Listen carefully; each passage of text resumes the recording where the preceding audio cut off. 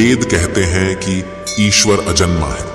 यहां हम ईश्वर की बात नहीं करेंगे, हम यहां केवल देवों के देव महादेव की बात करेंगे, जो सबसे ज्यादा ईश्वर तुल्य है।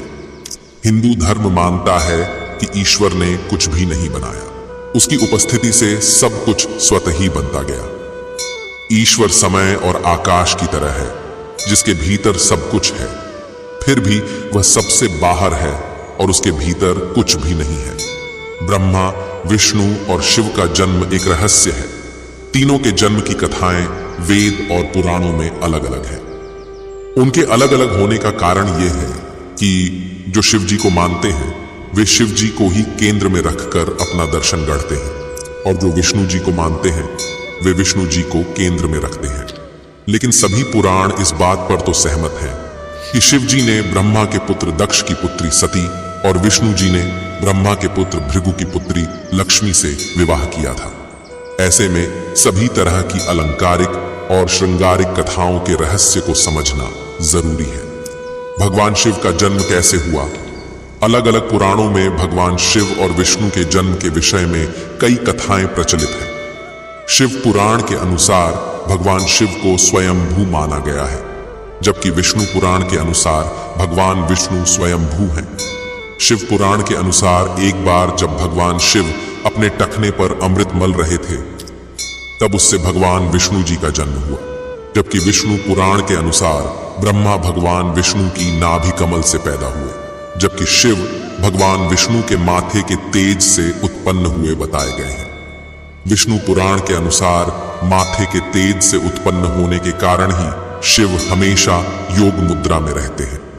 शिव के जन्म की कहानी हर कोई जानना चाहता है। श्रीमद् भागवत के अनुसार एक बार जब भगवान विष्णु और ब्रह्मा अहंकार से अभिभूत होकर स्वयं को श्रेष्ठ बताते हुए लड़ रहे थे, तब एक जलते हुए खंभे, जिसका कोई भी ओर छोर ब्रह्मा या विष्णु नहीं समझ पाए, उससे भगवान शिव प्रकट हुए। शिव जी का बाल रूप, यदि किसी का बचपन है तो निश्चित ही जन्म भी होगा और अंत भी। विष्णु पुराण में शिव के बाल रूप का वर्णन मिलता है। इसके अनुसार ब्रह्मा को एक बच्चे की जरूरत थी। उन्होंने इसके लिए तपस्या की। तब अचानक उनकी गोद में रोते हुए बालक शिव प्रकट हुए। ब्रह्मा ने बच्चे से रोने का कारण पूछा तो उसने बड़ी मासूमियत से जवाब दिया कि उसका नाम ब्रह्मा नहीं है, इसलिए वह रो रहा है। तब ब्रह्मा ने शिव का नाम रुद्र रखा, जिसका अर्थ होता है रोने वाला। शिव तब भी चुप नहीं हुए, इसलिए ब्रह्मा ने उन्हें दूसरा नाम दिया, पर शिव को वह नाम पसंद नहीं आया और वे फिर भी चुप नहीं हुए। इस तरह शिव को चुप कराने के लिए ब्रह्मा ने 8 नाम दिए और शिव जी के 8 नाम रुद्र, शर्व, भाव, उग्र, भीम, पशुपति, ईशान और महादेव से जाने गए। शिव पुराण के अनुसार ये नाम पृथ्वी पर लिखे गए थे। कैसे प्रकट हुए शिव जी? शिव के इस प्रकार ब्रह्मा पुत्र के रूप में जन्म लेने के पीछे भी विष्णु पुराण की एक पौराणिक कथा है। इसके अनुसार जब धरती, आकाश, पाताल समेत पूरा ब्रह्मांड जलमग्न था, तब ब्रह्मा, विष्णु और महेश, शिव के सिवा कोई भी देव या प्राणी नहीं था। तब केवल विष्णु ही जल सतह पर अपने शेष नाग पर लेटे नजर आ रहे थे। तब उनकी नाभि से कमल नाल पर ब्रह्मा जी प्रकट हुए। ब्रह्मा विष्णु जब सृष्टि के संबंध में बातें कर रहे थे तो शिव जी प्रकट हुए। ब्रह्मा जी ने शिव जी को पहचानने से इनकार कर दिया। तब शिव जी के रूठ जाने के भय से भगवान विष्णु ने दिव्य दृष्टि प्रदान कर ब्रह्मा जी को शिव जी की याद दिलाई। ब्रह्मा को अपनी गलती का एहसास हुआ और शिव से क्षमा मांगते हुए उन्होंने उनसे अपने पुत्र रूप में पैदा होने का आशीर्वाद मांगा। शिव ने ब्रह्मा की प्रार्थना स्वीकार करते हुए उन्हें यह आशीर्वाद प्रदान किया। कालांतर में विष्णु के कान के मैल से पैदा हुए मधुकैटभ राक्षसों के वध के बाद जब ब्रह्मा ने सृष्टि की रचना शुरू की तो उन्हें एक बच्चे की जरूरत पड़ी और तब उन्हें भगवान शिव का आशीर्वाद ध्यान आया। ब्रह्मा ने तपस्या की और बालक शिव बच्चे के रूप में उनकी गोद में प्रकट हुए। भगवान शिव जी का विवाह ब्रह्मा के पुत्र दक्ष की पुत्री सती से हुआ था। एक बार दक्ष ने एक विशाल यज्ञ का आयोजन किया, लेकिन उन्होंने शिव व सती को निमंत्रित नहीं किया। भगवान शिव के मना करने के बाद भी सती इस यज्ञ में आईं, और जब उन्होंने यज्ञ में अपने पति शिव का अपमान होते देखा तो यज्ञ वेदी में कूदकर उन्होंने अपनी देह का त्याग कर दिया। जब भगवान शिव को यह पता चला तो उन्होंने क्रोध में अपने सिर से एक जटा उखाड़ी और उसे रोषपूर्वक पर्वत के ऊपर पटक दिया। उस जटा से महाभयंकर वीरभद्र प्रकट हुए। शिव के इस अवतार ने दक्ष के यज्ञ का विध्वंस कर दिया और दक्ष का सिर काटकर उसे मृत्यु दंड दिया। बाद में देवताओं के अनुरोध करने पर भगवान शिव ने दक्ष के सिर पर बकरे का मुंह लगाकर उसे पुनः जीवित कर दिया। वीरभद्र के अलावा शिव के 18 और अवतार हुए हैं, जिनके नाम पिप्पलाद, नंदी, भैरव, अश्वत्थामा, शर्भावतार, गृहपति, दुर्वासा, हनुमान, वृषभ, यतिनाथ, कृष्ण दर्शन, अवधूत, भिक्षुवर्य, सुरेश्वर, किरात, सुनट नर्तक, ब्रह्मचारी और यक्ष है। कहाँ घटी थी अनादि और अनंत अग्निस्तंभ की घटना। इस संदर्भ में एक कथा है कि एक बार ब्रह्मा और विष्णु में श्रेष्ठता को लेकर विवाद होने लगा। दोनों निर्णय के लिए भगवान शिव के पास गए। विवाद का हल निकालने के लिए भगवान शिव साकार से निराकार रूप में प्रकट हुए। शिव का निराकार रूप अग्निस्तंभ के रूप में नजर आ रहा था। ब्रह्मा और विष्णु दोनों इसके आदि और अंत का पता लगाने के लिए चल पड़े। कई युग बीत गए, लेकिन इसके आदि और अंत का पता नहीं लगा। जिस स्थान पर यह घटना हुई वह अरुणाचल के नाम से जाना जाता है। ब्रह्मा और विष्णु को अपनी भूल का एहसास हुआ। भगवान शिव साकार रूप में प्रकट हुए और कहा कि आप दोनों ही बराबर हैं। इसके बाद शिव जी ने कहा कि पृथ्वी पर अपने ब्रह्म रूप का बोध कराने के लिए मैं लिंग रूप में प्रकट हुआ, इसलिए अब पृथ्वी पर इसी रूप में मेरे परम ब्रह्म रूप की पूजा होगी। इसकी पूजा से मनुष्य को भोग और मोक्ष की प्राप्ति हो सकेगी। शिव, सदाशिव, महेश और भैरव का अंतर। सबसे पहले रुद्र हुए। उन्हीं रुद्र का एक अवतार महेश का है। उन्हीं महेश को महादेव और शंकर कहते हैं। वे शिव अर्थात ब्रह्म के समान होने के कारण शिव कहलाए, हालांकि शिव उनका नाम नहीं है। रुद्र अवतार में से एक भैरव है। शिव से भी बढ़कर सदाशिव की महिमा का वर्णन पुराणों में मिलता है। सदाशिव को ब्रह्मा, विष्णु और महेश आदि का पिता माना गया है।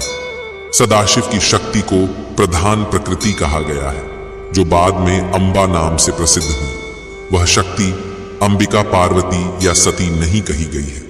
उसको प्रकृति, सर्वेश्वरी, त्रिदेव जननी ब्रह्मा, विष्णु और महेश की माता, नित्या और मूल कारण भी कहते हैं।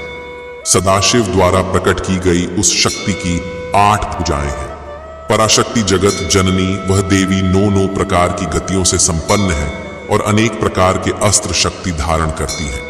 पहले शिव थे रुद्र, वैदिक काल के रुद्र, और उनके अन्य स्वरूप तथा जीवन दर्शन को पुराणों में विस्तार मिला। वेद जिन्हें रुद्र कहते हैं, पुराण उन्हें शंकर और महेश कहते हैं। वराह काल के पूर्व के कालों में भी शिव थे। उन कालों की शिव की गाथा अलग है। देवों के देव महादेव, देवताओं की दैत्यों से प्रतिस्पर्धा चलती रहती थी। ऐसे में जब भी देवताओं पर घोर संकट आता था तो वे सभी देवाधिदेव महादेव के पास जाते थे। दैत्यों, राक्षसों सहित देवताओं ने भी शिव को कई बार चुनौती दी, लेकिन वे सभी परास्त होकर शिव के समक्ष झुक गए। इसीलिए शिव हैं देवों के देव महादेव। वे दैत्यों, दानवों और भूतों के भी प्रिय भगवान हैं। शिव के धर्म और ज्ञान का प्रचार संपूर्ण धरती पर शिव का ही धर्म प्रचलित है। आदिदेव शिव और गुरु दत्तात्रेय को धर्म और योग का जनक माना गया है। शिव के 7 शिष्यों ने ही शिव के ज्ञान और धर्म को संपूर्ण धरती पर प्रचारित किया। कहते हैं कि शिव ने ज्ञान योग की पहली शिक्षा अपनी पत्नी पार्वती को दी थी। दूसरी शिक्षा जो योग की थी उन्होंने केदारनाथ में कांति सरोवर के तट पर अपने पहले 7 शिष्यों को दी थी। उन्हें ही सप्तर्षि कहा गया, जिन्होंने योग के अलग अलग आयाम बताए, और ये सभी आयाम योग के 7 मूल स्वरूप हो गए। आज भी योग के ये 7 विशिष्ट स्वरूप मौजूद हैं। इन सप्त आर्षियों को विश्व की अलग अलग दिशाओं में भेजा गया, जिससे वे योग के अपने ज्ञान को लोगों तक पहुंचा सके। शिव जी ने बसाई थी यह धरती। आज से 15 से 20 हजार वर्ष पूर्व वराह काल की शुरुआत में जब देवी देवताओं ने धरती पर कदम रखे थे, तब उस काल में धरती हिमयुग की चपेट में थी। इस दौरान भगवान शंकर जी ने धरती के केंद्र कैलाश को अपना निवास स्थान बनाया। विष्णु जी ने समुद्र को और ब्रह्मा ने नदी के किनारे को अपना स्थान बनाया था। पुराण कहते हैं कि जहां पर शिव विराजमान है, उस पर्वत के ठीक नीचे पाताल लोक है। शिव के आसन के ऊपर वायुमंडल के पार स्वर्गलोक और फिर ब्रह्मा जी का स्थान है, जबकि धरती पर कुछ भी नहीं था। इन तीनों से सब कुछ हो गया। वैज्ञानिकों के अनुसार तिब्बत धरती की सबसे प्राचीन भूमि है और पुरातन काल में इसके चारों ओर समुद्र हुआ करता था। फिर जब समुद्र हटा तो अन्य धरती का प्रकटन हुआ और इस तरह धीरे धीरे जीवन भी फैलता गया।